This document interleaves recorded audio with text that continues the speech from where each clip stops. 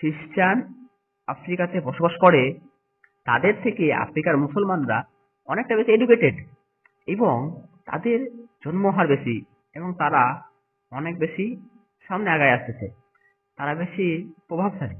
So আফ্রিকার যে রায়, আফ্রিকার যে rise, on the other hand, এটা মুসলমানদের রায়, আফ্রিকার মুসলমানদের রায়।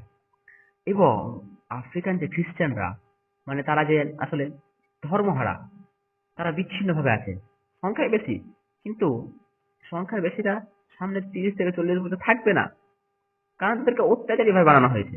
কিন্তু আফ্রিকারা তো, এবং যে মিডিল ইস্টের আমরা সিরিয়ার দিকে যে তাকাই, সিরিয়ার যে পরিবর্তন, বাশার আল আসাদের পরবর্তী যে সময় যে পরিবর্তনটা আমরা দেখতে পাচ্ছি, যেখানে কাতার এবং সৌদি আরব, টার্কি সবাই মিলে রাশিয়া এবং আমেরিকার, কিভাবে আমেরিকা এবং রাশিয়ার যে প্রোডাক্ট সেগুলোকে নিয়ন্ত্রণ করা যায়, এবার তাদের প্রভাবে বলয়ের বাইরে গিয়ে নিজেদের ফান্ডে সিরিয়াকে রিফান্ড করতেছে।